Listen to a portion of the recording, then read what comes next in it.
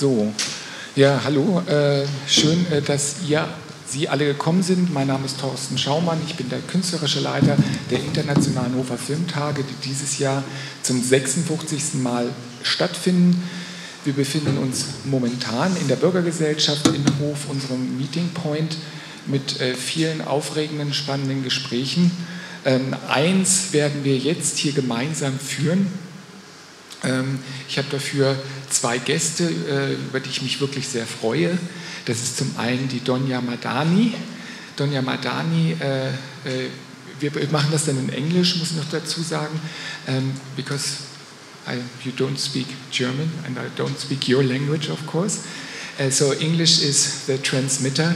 Thank you for coming. Thank you for bringing your wonderful movie, Nogre, to the Hof International Film Festival. We're going to talk about that. We have Philipp Gröning.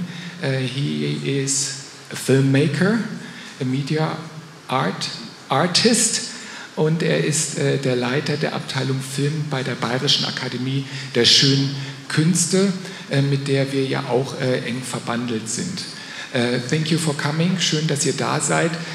Es geht um Kunst, Freiheit in der Kunst. Was darf ich wie sagen? Schön, dass ihr da seid, und ja, wir werden viel erfahren, and you will talk about also what you made with your movie, how you came here, and thanks first of all for coming from so far. We are open spaces and we need to talk. Thank you und schönen Dank, dass ihr gekommen seid. Wir werden sicherlich dann auch gerne noch Fragen haben.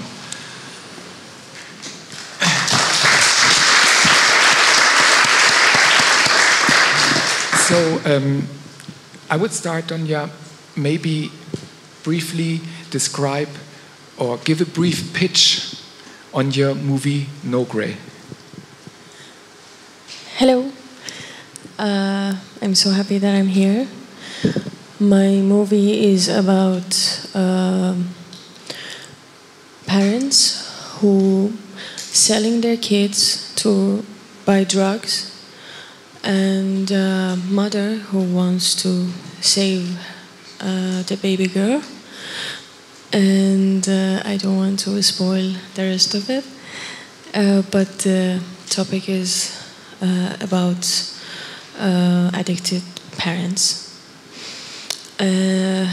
My issue is always is about women, next generation, and what will happen to them, because nobody is thinking about them. Nobody thinking about the consequences of the decisions that they make for next generation. And that was the motivation for making this movie. And I didn't get any help from any sponsors or government money. The movie is so short because that was the self-budget. Yeah. Thank you, because I know that also my colleagues, Michael Seidel and Noni Ligleder, who are basically making the first choice of short movies as a first selection, they were so excited about it, and then I saw it and I was like, oops, yeah. Thank you for bringing this movie to here. And yeah, Philip, because we also are constantly exchanging ideas, things, and then and we were talking about what movies can send, or how they send messages, and that it's important also for a film festival to send messages, also maybe also with a selection of movies, because we have a film from Ukraine, we have a movie from Russia, we have two movies from Iran, and also you're involved in the fact that we have this great Ukrainian movie from Maria Shevchenko, which we're going to see tonight. And yeah, and we just said, okay, we need to talk about the freedom of art, the freedom of speech, because for me also art is a kind, is a way how to express yourself. And sometimes it's not talking, sometimes it's showing a movie, and then you automatically transport messages.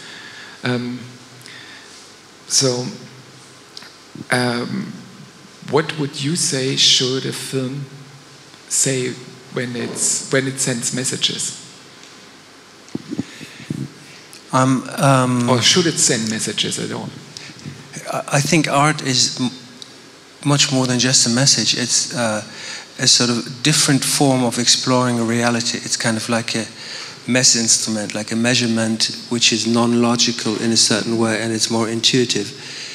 And the interesting thing is that right now in the world we find ourselves in a situation where on the one hand you have a complete freedom of art. Art can do anything in the West. I mean, literally anything.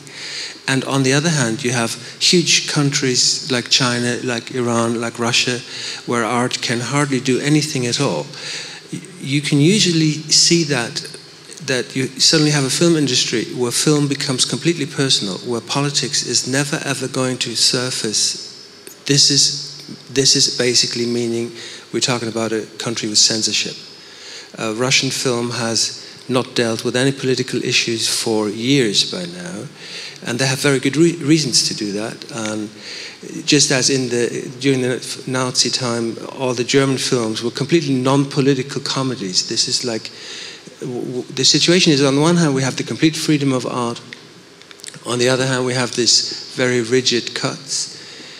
But what is joining the two worlds is, as an artist, I had a talk with Shirin Neshat yesterday about her new film, and she said she's also sort of helping the Iranian movement that is happening right now, but in a way she is like a role model for all of these women who take to the streets. This is much more what the artists do than give direct impulses, I think. So also bringing the movie here was one issue, to submit it, but then also to come here was not that easy. So how was, maybe can you briefly describe how your trip was here from Iran to Hofer?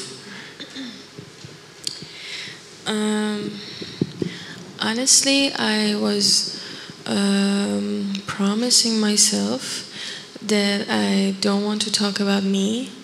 I want to more talk about Iranian women. I'm just answering your question. Then I want to answer any question about Iran. You know, in Iran, the German embassy needs so many documents that prove that I'm a real director, that I will go back, and so many things. And I provide all of them. That was the first step. Then when I go to the airport, the government took my passport, and that was a big shock because I was ready, I was doing everything. You know what I mean when you want to come to the festival and you stop, it's ruined everything. And they gave me a receipt that I should go to the court next day. I've done whatever they want to get back my passport. I don't want to tell any details because of my family, because they are living in there. I tried my best to be here, just to be the voice of Iranian girls. Don't see me. It's not about Donya. See me as Mahsa Amini. See me as those girls who were killed, those underage kids who were tortured, and so many horrible things that happening in my land. And I hope you have questions about that, not Donya. Thank you. Thank you.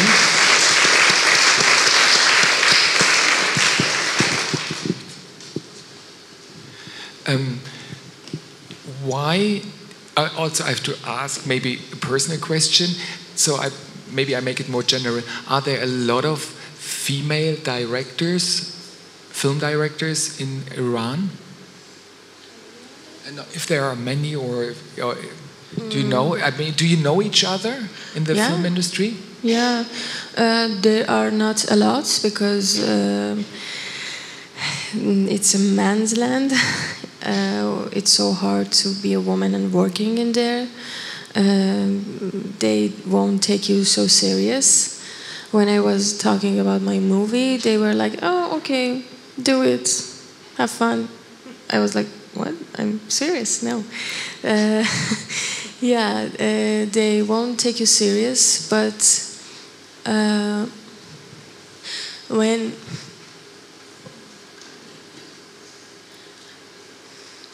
first time this is the first festival that that accept my movie. I was like, okay, I did something important. I couldn't believe that because nobody was taking it serious. But when the manager was sending me the letter that you sent me, I was like, okay, I did something. I affect some people. I could do that. And I'm not a joke. I'm serious. And I exist. That's all.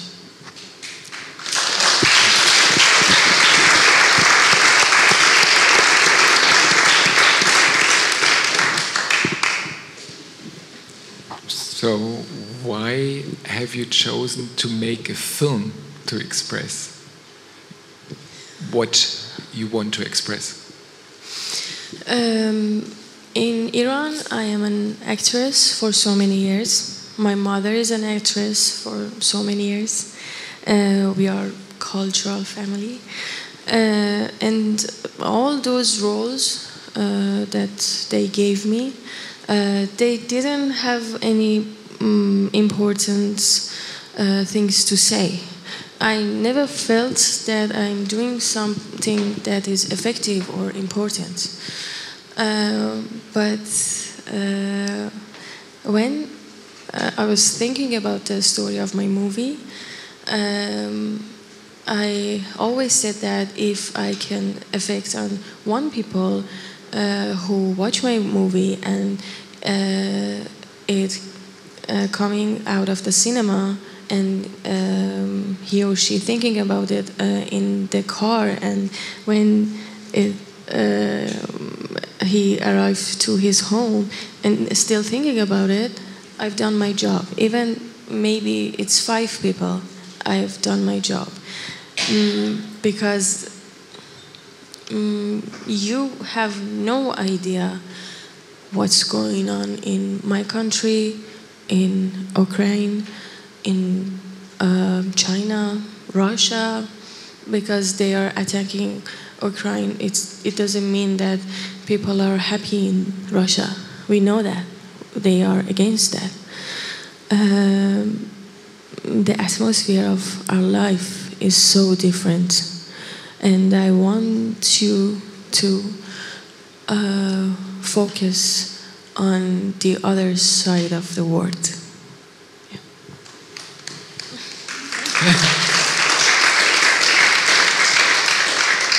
So also I have a question to Philip. Or do you want to say something? I think we must be aware of that there are several kinds of censorships. I've spent a lot of time in Russia, and the last time I was in Russia, I was in Kamchatka, and that was 2 years ago. And I was surprised that in the television there was only films running about military issues. Now, in hindsight, it seems as though Putin was kind of preparing the country for a future war by simply having boys grow up. And in the last years in Russian television, it would always be about war, either about winning against the fascists or about some special Soviet army unit or whatever. But it was just as in Germany, when you turn on the TV, it's police movies, right? It's Tatort and so on. In Russia, it was camouflage and so on. And this is how you create a culture. This is how a certain cultural climate is created, and it's not only by banning films that you create certain cultural phenomena, it's also by pushing out a huge amount of junk, which is basically clotting up the perception of the audience, and then the audience just becomes numb. In the end, when you say the Russians are against the war, I'm afraid that I can't agree with that. I think the Russians are profoundly imperialistic in their mentality, really. But they have become very profoundly imperialistic because they have been trained with all these films about the glory and so on and so on. And in the end, it's like the numbness in Russia, and this is a cultural failure, the numbness in Russia is whenever you talk with people, they will say, don't talk politics, I don't care about it, there's nothing we can do anyway. This is the end of democracy. This is when dictatorship actually works, when you have managed to get people to simply say, we have no chance against those guys who are up there, so just let's stop even thinking about it. This is what we have to talk about, because when we talk about art, we have to talk about choices. For instance, in the Documenta, I don't think the anti-Semite thing was that painting. That painting is depicting the fight against worldwide capitalism. Of course, there are also Jewish capitalists. That is a fact. There is also Israel as a capitalist state. It's legitimate to depict also a Jew who is a capitalist. But the problem is that in all of the Documenta, there was not one Jewish artist invited. If I were the Secretary of Culture in Germany, I would not have banned that one picture. I would have given them the condition that as roughly 14% of all the artists worldwide are Jewish or of Jewish descendants and so on, I would have said, leave the things as they are, but every seventh image you have to add a blank space and put on a sign saying, here should hang a piece of art by a Jewish artist. That way, the audience would have understood that the act of anti-Semite work was actually completely omitting any Jewish artist, which is outrageous. Yeah, it's true, and that's also what we had previously the discussion, as already said, on which movies we select, what kind of art. Pieces of art we select for our art festival, a film festival, and if we can invite a Russian movie or not. Because, but we said only because there's one crazy dictator running a country, not all the people who live there are pro-Putin. I mean, there's people like you and me, and how can we as a festival give them a space to be seen with what they do? It's I think it's also, I see it as my target to present a variety, but we have to be careful because we also checked on whether there is government's money or oligarch, I don't know the English word. Oligarchs, yeah. Oligarch money in the movie, which is not. So we said, yes, okay, that's the minimum check, but then we have to show the movie. I mean, there's nothing against it. So, but it's about giving the chance to you as a festival. You have the responsibility of choosing works that deserve to be seen, because one way of making you become invisible would be that no festival in the world would accept you, for instance. And right now, of course, this is also happening. There is a lot of Russian critical intelligence, although nearly all of them left the country by now, I think. But unfortunately, they also didn't speak up before that war loud enough. We have to say that. And those who did were actually always shown in the festivals, but the Russian film you have here, it's an example of a film where a director is limiting herself to a pretty private issue because there's no more space to make a political film that would be not in favor of the Russian army. Yeah, I really like the movie, but I know what you mean, because you mentioned it already. It's so easy to make propaganda in showing regular problems regular people have all over the world, and then just shutting out all the political problems. It's like an indirect, direct, or a direct, indirect propaganda, because you want to present yourself as a normal state. But I think it's interesting that the political things happen on a much lower level than, I mean, in your country, even to make a film about a woman who is sort of able to take care of her life, and even that is a very political statement in a country where I mean, in the West it's a natural thing and we want more and more films with the female heroes, but in Iran it's pretty extraordinary. Yeah, and I could make it because I didn't get any license, because in my country you have to give them the script. That's the first license. And when you want to show it, you have to get the second license. And I didn't get them, none of them. And that's how I could make it. Otherwise, if I wanted to get a license, I couldn't make it. But that means your film cannot be shown in Iran? Now I'm sitting here, absolutely not. Yeah. Yeah. So the freedom of doing the film as you want it is sort of paid for by making a film that will be invisible over there. In my case, because now I'm sitting here and I'm not wearing hijab, a scarf, I'm a criminal. And I have no idea what would happen for me if I go back there. As I said, in my case, it's not going to be shown because of me. Maybe, if it's okay, would you allow also questions from the audience? Yeah. So maybe if someone has a question, please raise your hand. Yeah? Yeah? No? Please don't be, yeah. Please. Thank you. Hello. Hello. My question is it the first time you are out of Iran?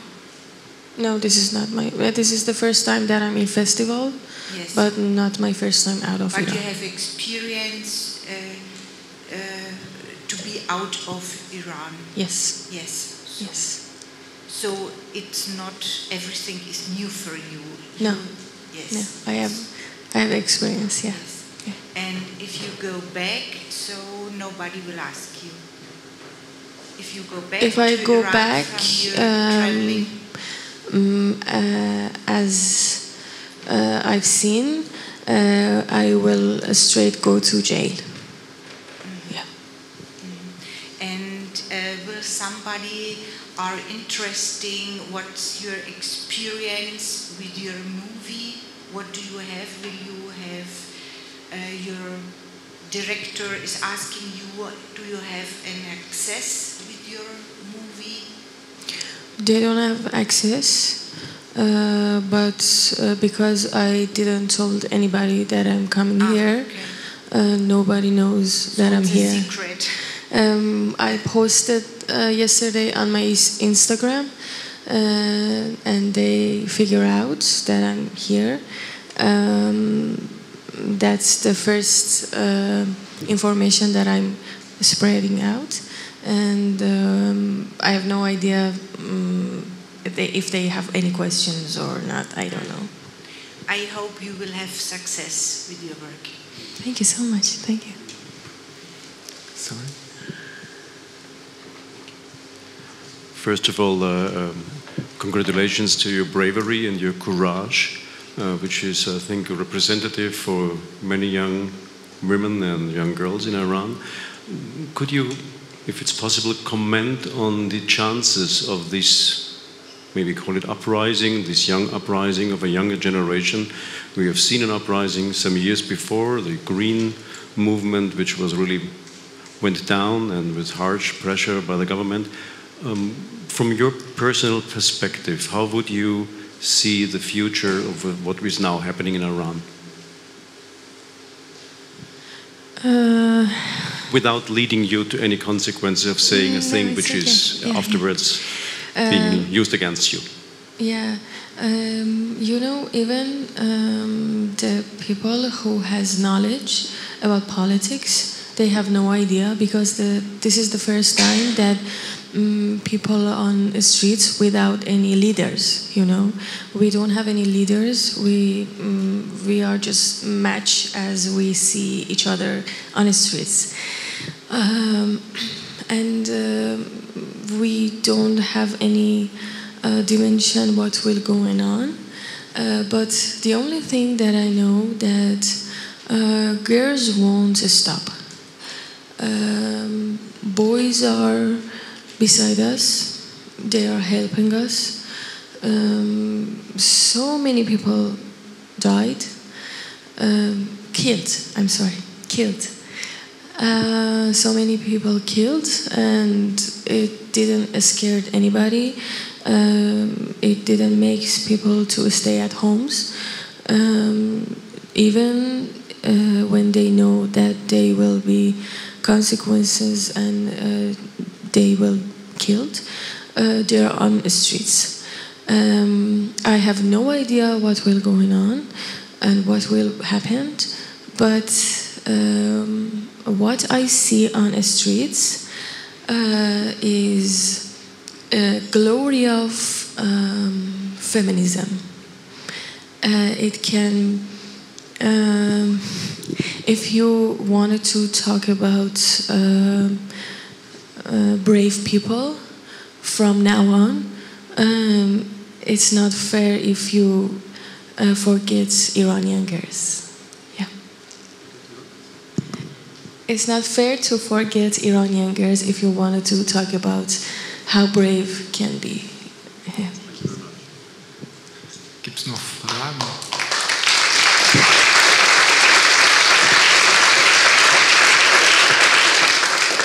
Noch Fragen? Ja, bitte, ich komme einmal zu dir. So, bitte. Yeah, thank you so much for coming here. I really admire that courage. And my question would be, we were talking about movies which are shown in specific countries.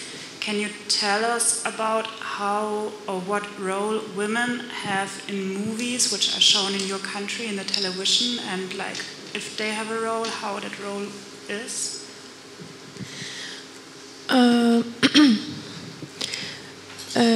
Because the television is totally under the government's ideas, women always are numb. You know, women doesn't have anything important or focusing on them. But in cinema, if you have your own budget, you can make your own ideas. But first, you have to get the license. You have to fight for what you want to say, and it cannot be so free, so bright about what is happening in real life of women in Iran. You should do some cover, and you tell your story under the cover. The core can be your idea, but under so many layers, you have to hide it. You know, I hope I answer your question right. Thanks a lot. Yeah. Noch jemand Fragen? Ja, ich sehe einmal wollen. So, fangen wir einmal hier an. Entschuldigung. I also want to thank you for your courage and braveness. It deeply touches me, and I want to thank you for sitting here and telling us about your fight. And I think the people you fight against are pretty strong and pretty cynical, so you need all the power you can have. And my question is, if you could articulate a wish, how could Germans support you? Women in Germany, or German people, or German government, whatever. What would it be? What do you think would be the best help for you? Honestly, I don't have that much knowledge that what can German government can do, or but the only thing is working nowadays, I think, is social media. As you saw, how many hashtags Mahsa Amini's name was on social media, and that's first rate, I think, on the world. The only way you can help us is to talk about us on social media. I think this is the simplest thing, but it's when you're there, because the internet is shut down and you have very low access. When you access to the internet and you see that people all around the world talking about you, it makes you, somebody heard us, somebody saw how we are dying on the streets. That's the only thing that I can say. I have no idea.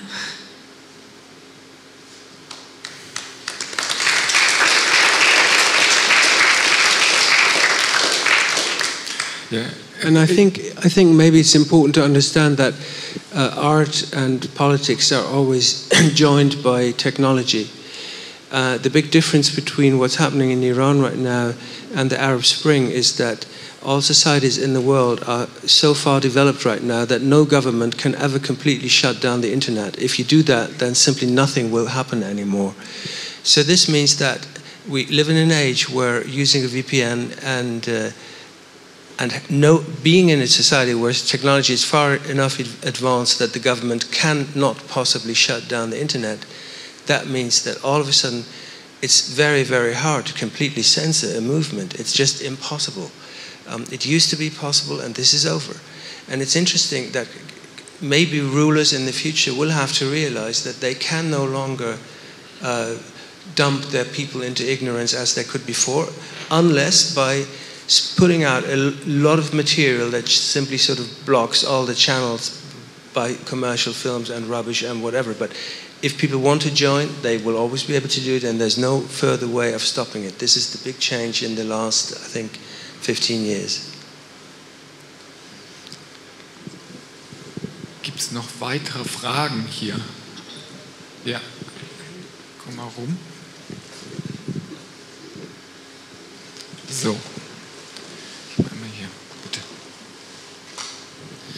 Could you describe how the process of the shooting was and what the other people that were involved in making the movie, what they're doing now, and because you arrived here alone, and yeah, if you have contact with them and what they are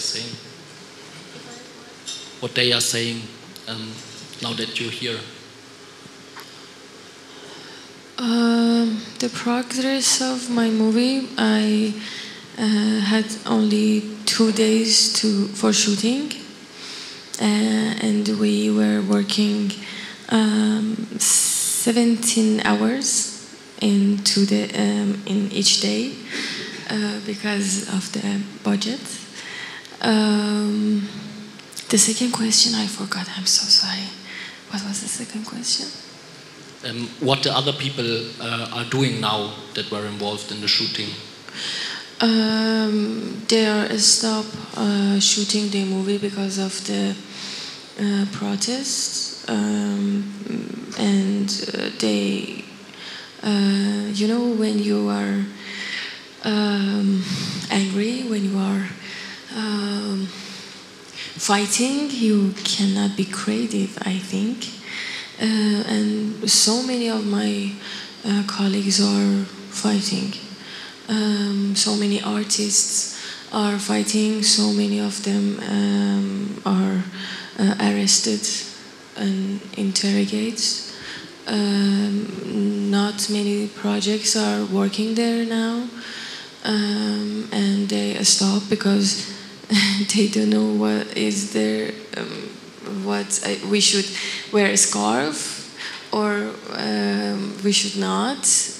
You know, girls on the streets are taking off their scarves against the guns, and as an actress I should wear a scarf, and that's crazy, and as a human you cannot do that. And because of that, so many of my colleagues are stopped working. Noch jemand eine Frage? Direkt. Ich habe mal eine Frage an dich noch, Philipp. So, when we're sitting here, and I know you're a person that thinks a lot about how to progress things, talking about this, being in person here together, do you have any ideas what we can do to support the maybe revolution in Iran? What is also with the work we're doing? Do you have any ideas? I think she's right when she says we cannot do very much except for express our solidarity via social media. But in general, what art can do is art can help the people in the audience to become more and more themselves. And the person who is more themselves than they were before is less likely to fall into the traps of working for power. So whenever good art happens, the people will be less likely to submit to injustice because they simply feel themselves more completely. And this is what we as artists can do, and this is actually what we are doing. This is why it's not even so important to do political art. Whenever you do art that touches people deeply, it will have a political impact, I think. I was thinking about how you can help. It's just publish the information about Iran. If I wanted to give you some little titles, they kill underage kids. They rape girls in prisons, and there are evidence.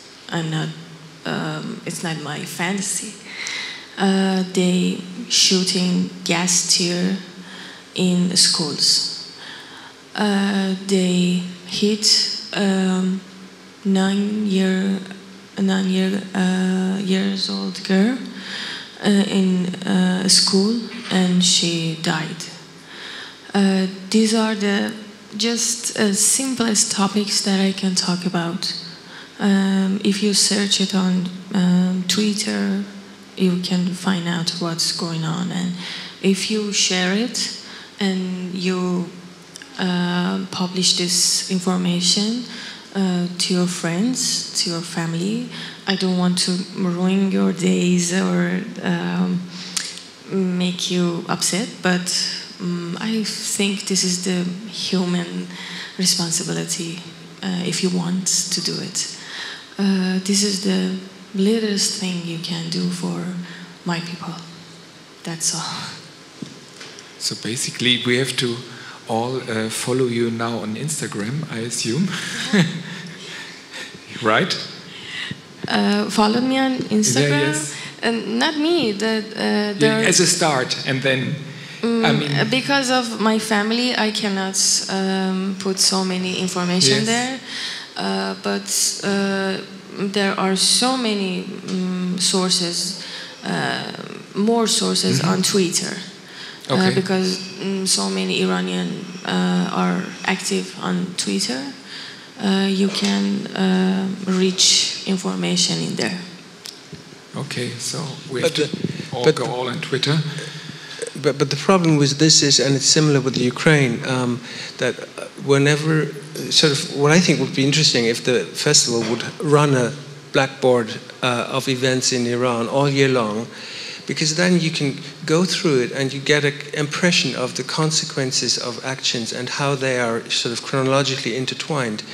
Because what happens when people are getting like news feeds every day right now is that it's just fractions of information and they are not joined together in any sense that makes an emotional impact. It's just fraction. So we need to get out of this fractioned view onto disasters. Especially disasters are being cut up in very small pieces because they are very attractive in the media, and it's a bomb or it's a dead person. It's very attractive and it's very short and it's always taken out of content. So things should be put back into content. That's the most important thing we can do as artists, you as a festival too. And this is why, for instance, we commissioned this film, the Ukrainian film that's being shown at 5:30, because I had the feeling that the more news fragments we get in the West, the less we are interested in what is happening, because all the images look the same. Any image of a war looks the same. It's an exploded building. Okay, so who shot the building? Why? No information. Next exploded building. This is what we have to stop. Absolutely.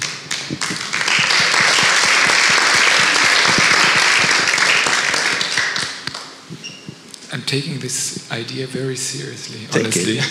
Do it. Because Would be good. because it's such an easy way, and it doesn't always need to be big things. But my social media colleagues are running around here, and it's definitely something we'll do.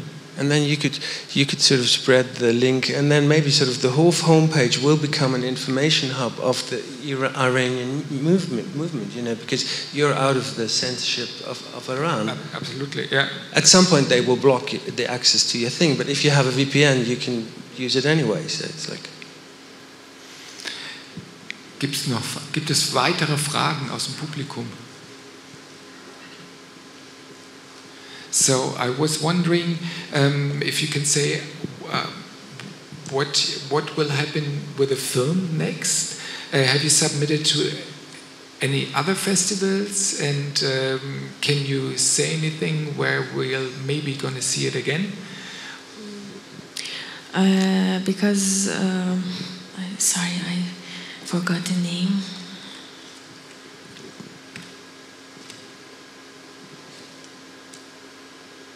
My distributor is working on other festivals, and I think the next one will be on Spain, but I don't know the name of the festival. It's on November, and I have no idea what's the name. Because in Iran I didn't have access to the internet. I talked to him about it in there. I didn't talk to him when I was here. Yeah, I'm trying to be in more festivals to make these interviews for Iranians. That's my target. Yeah, not just about movie, not just about me, just for my people. I'm trying to be in more countries and talk about it more. And